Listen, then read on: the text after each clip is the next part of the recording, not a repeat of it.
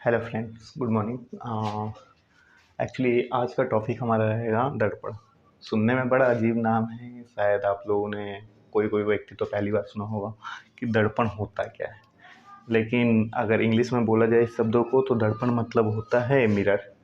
Mirror तो आपको पता ही होगा, नॉर्मली आम भाषा में हम लोग यूज करते हैं, घरों में यूज करते हैं या फिर ट्रक व्रक पे लगा होता है। मिरर मतलब शीशा एक तरह का, उसे हम दर्पण कहते हैं, जिसमें हम चेहरे देख सकते हैं। उसके बहुत सारे फ़ायदे भी होते हैं। तो आज हम इसी टॉपिक पे बात करेंगे कि दर्पण होता क्या है, कितने प्रकार के होते हैं दर्पण, और इसका यूज कैसे होता है, इसकी प्रतिबिंब कैसे बनती है। ये सारी टॉपिक पे हम आज विचार करेंगे। तो चलिए लेट्स स्टार्ट। पहले पढ़ लेते हैं दर्पण होता क्या है। शीशा का कोई भी चिकना पृष्ठ पर एक तरफ पॉलिश करके दूसरे पृष्ठ को परावर्तक, मैंने कल परावर्तक के बारे में बताया था आपको, नहीं पता तो लिंक मैं नीचे सेंड कर दूंगा वीडियो का, आप देख लीजिएगा। परावर्तक होता है क्या है। परावर्तक बना दिया जाता है, उसे दर्पण कहते हैं। परावर्तक मतलब जब कोई प्रकाश गिरती है किसी चिकनी सतह पे तो वो वहाँ से मुड़ जाती है। तो मुड़ने वाले जो तल होता है उसे परावर्तक तल कहते हैं। तो किसी चिकने पृष्ठ पे मान लो कि शीशा का एक टुकड़ा है जो आप घर में यूज करते हैं, या जो पारदर्शी शीशा होता है जो आर पार दिखाई देता है, तो एक तरफ, किसी भी एक तरफ पॉलिश कर दिया जाए। मान लो ये शीशा है आपका, तो इसके इस भाग पे हम पॉलिश कर देते हैं। चांदी का कलई कर सकते हैं, यानी चांदी से पॉलिश कर सकते हैं, या पारे से पॉलिश कर देंगे। और पॉलिश करके और रेड ऑक्साइड यानी लाल रंग, जो नॉर्मली आपने देखा होगा लाल रंग होता है, उससे हम पॉलिश कर देते हैं। उसे रेड ऑक्साइड ही कहते हैं। जो किसी भी आयरन के टुकड़े यानी लोहे वोहे में पेंट के सब पहले लगाया जाता है, उसे रेड ऑक्साइड होता है। तो ये हमारा एक शीशा हो गया दर्पण, जो प्रकाश आर पार हम देख सकते हैं। लेकिन एक तरफ हमने क्या कर दिया, इसमें ये हमने पारे की पॉलिश की और पॉलिश करके रेड ऑक्साइड लगा दिया। तो जो प्रकाश है उसके बाद फिर ये प्रकाश यहाँ से टकराएगा और मुड़ जाएगा, यानी पार नहीं हो पाएगा। तो ये आपका एक दर्पण बन गया। यानी एक किसी भी खोखले गोले या किसी भी एक शीशे को पे एक भाग पर पॉलिश करके दूसरे पृष्ठ को परावर्तक बना दिया जाता है, उसे दर्पण कहते हैं। दर्पण मुख्यतः दो प्रकार के होते हैं। एक तो समतल दर्पण हो गया और दूसरा गोलीय दर्पण। एक समतल दर्पण है, एक गोलीय दर्पण है। अब दोनों में डिफरेंस क्या है। समतल दर्पण हमने देखते हैं अपने जीवन में रोजाना, जो घरों में यूज किया जाता है वो समतल दर्पण होता है। बिल्कुल चिकना होता है, अगर आप स्पर्श करेंगे तो बिल्कुल ऐसे बोर्ड की तरह होगा, चिकना, उबड़ खाबड़ नहीं होगा, मतलब उभरा हुआ भाग नहीं होगा उसमें, ना ही ढला हुआ भाग है। और गोलीय दर्पण होता है, गोलीय दर्पण जैसे आपने ट्रक व्रक में देखा होगा वो लगा होता है। गोलीय दर्पण वो उभरा हुआ भाग होता है, अगर आप टच करेंगे तो या तो उभरा हुआ भाग होगा या धंसा हुआ भाग होगा। तो एक समतल दर्पण होता है, एक गोलीय दर्पण होता है। गोलीय दर्पण दो प्रकार के होते हैं, एक अवतल दर्पण और एक उत्तल दर्पण। दोनों का ही हमारे जीवन में काम आता है।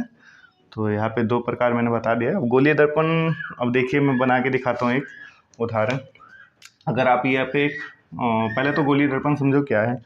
गोलीय दर्पण जो है, एक कोई भी खोखला गोल शीशा ले लीजिए, बिल्कुल गोल चारों तरफ से खोखला लेंगे, ठीक है। तो उसके किसी भी एक भाग को हम काट दिया जाए, यानी इतना भाग हम ले लेते हैं, बाकी हम सब इरेज कर देते हैं, मिटा देते हैं। यानी इतना पार्ट हमने ले लिया, आधा, ये आधा सविकर्ण।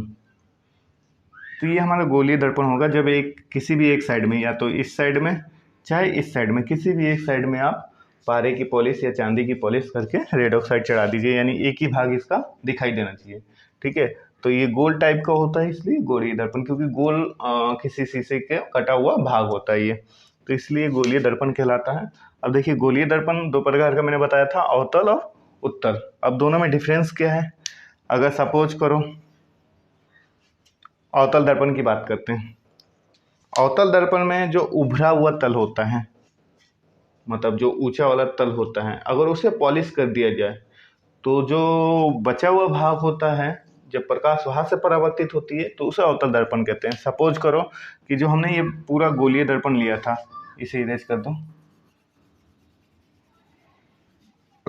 जो हमारे पास गोलीय दर्पण था जो हमने थोड़ा सा पार्ट लिया था इसका, तो उभरा हुआ पार्ट कौन सा है आपको पता होगा कि उभरा हुआ कहते हैं, यानी जो इस तरफ का पार्ट है उभरा हुआ पार्ट।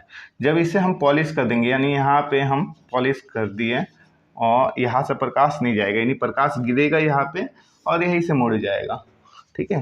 तो ये जो अब अगर उभरा हुआ भाग को हम रहने देते हैं और धंसा हुआ पार्ट से अगर प्रकाश परावर्तित होता है, यानी धंसा हुआ पार्ट जो है हमारा चमकीला होता है, जहाँ से प्रकाश पड़ने के बाद वापस आ जाती है, तो ये अवतल दर्पण कहलाएगा।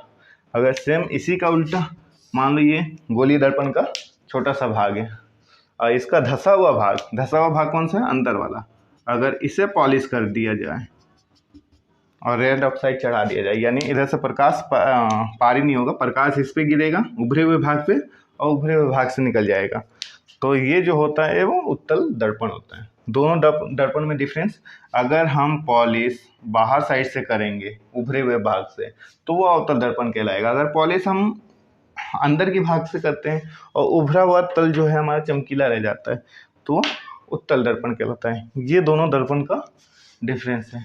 तो यहाँ पे समतल दर्पण, गोलीय दर्पण, ये दर्पण का दो भाग है और गोलीय दर्पण में भी दो है जो कि मैंने आपको बता दिया, उत्तल और अवतल। मेनली ज़्यादा मुख्यतः पूछा जाता है पेपरों में वो अवतल दर्पण या उत्तल दर्पण से पूछा जाता है, समतल दर्पण से ज़्यादा नहीं पूछा जाता। समतल दर्पण में आपने देखा होगा कि अगर समतल दर्पण के सामने आप रहते हैं और शीशा यहाँ पे रहता है, ठीक है, तो आपका परछाई जो है बिल्कुल बराबर बनता है। आपने देखा होगा कि आपका परछाई बराबर बनता है, जैसा आप दिखाई दोगे वैसे सामने दिखाई देता है, बट उल्टा बनता है।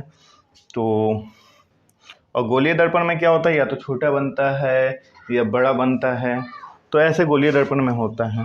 मोस्टली अगर आपको अपना पूरा प्रतिबिंब किसी समतल दर्पण में देखना हो तो आप अपने ऊंचाई से आधा ऊंचाई तक का शीशा सामने रखिए, ठीक है, चाहे आप कितनी भी दूरी पर रहिए वो आपको पूरा प्रतिबिंब बना के देगा। मतलब अगर आपको पूरा प्रतिबिंब चाहिए तो अपने आधा ऊंचाई का शीशा